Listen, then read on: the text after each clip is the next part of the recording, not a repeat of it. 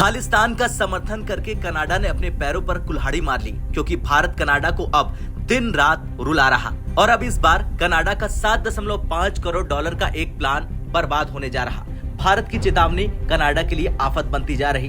दूसरी ओर अब आपका कनाडा जाने का सपना सिर्फ सपना ही रह जाएगा, क्योंकि पिछले दिनों भारत ने कनाडा से दिल्ली में मौजूद कनाडाई डिप्लोमेट्स की संख्या को कम करने के लिए कह दिया था, जिसके बाद कनाडा ने भारत से अपने 41 डिप्लोमेट्स को वापस बुला लिया। इस बात की जानकारी खुद कनाडाई विदेश मंत्री ने ओटावा में एक प्रेस कॉन्फ्रेंस के दौरान दी। उन्होंने क्या कहा, जरा आप ही सुनिए।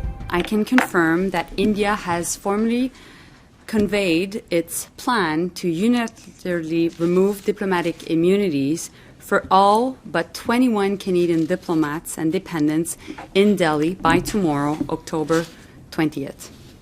This means 41 Canadian diplomats and their 42 dependents were in danger of having immunity stripped on an arbitrary date, and this would put their personal safety at risk.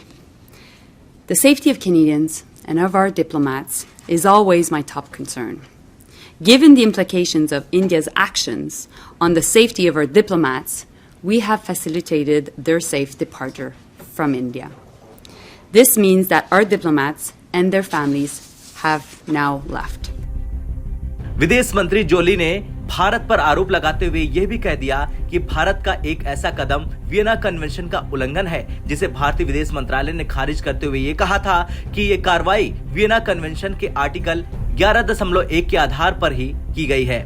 चलिए अब जानते हैं कनाडा के कितने डिप्लोमेट्स भारत में हैं और इसमें और आगे क्या कुछ होगा। दरअसल कनाडा के भारत में 62 डिप्लोमेट्स 4 सेंटरों में दिल्ली, मुंबई, बेंगलुरु और चंडीगढ़ में काम कर रहे थे। वहीं भारत के केवल 21 डिप्लोमेट्स ओटावा के अलावा वैंकूवर और टोरंटो में काम करते थे।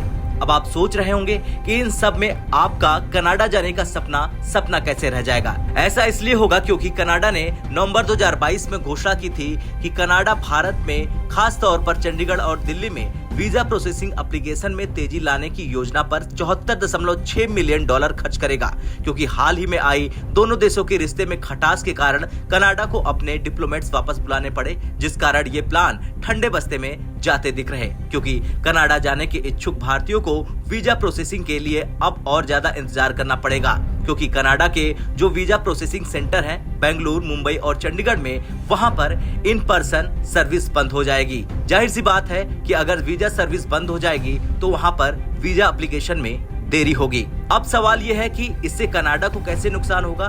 क्या केवल 74 मिलियन डॉलर का नुकसान होगा? जी नहीं, ये बस शुरुआत है। दरअसल कनाडा में हर साल करीब 9 लाख स्टूडेंट पढ़ने के लिए जाते हैं, जो उसकी अर्थव्यवस्था में बड़ा योगदान देते हैं, जिनमें से 30% हिस्सा यानी करीब 3 लाख स्टूडेंट भारत के होते हैं। अब भाई जब भारत के स्टूडेंट की वीजा प्रोसेसिंग में देरी होगी या उन्हें वीजा नहीं मिल सकेंगे, तो निश्चित तौर पर इसका असर कनाडा की अर्थव्यवस्था पर पड़ेगा, क्योंकि ये 3 लाख भारतीय स्टूडेंट कनाडा में पैसा भी कमाते हैं और खर्च भी करते हैं, यानी डायरेक्ट इनडायरेक्ट तौर पर कनाडा की अर्थव्यवस्था में योगदान देते हैं। फिलहाल तो कनाडा की पहले से ही आर्थिक व्यवस्था डामाडोल चल रही है और इस बीच कनाडा के लिए एक और चुनौती अब सामने खड़ी हो गई है। आपका क्या कुछ कहना है भारत के इस एक्शन पर? कमेंट कर जरूर बताएं। ब्यूरो रिपोर्ट, भारत तक।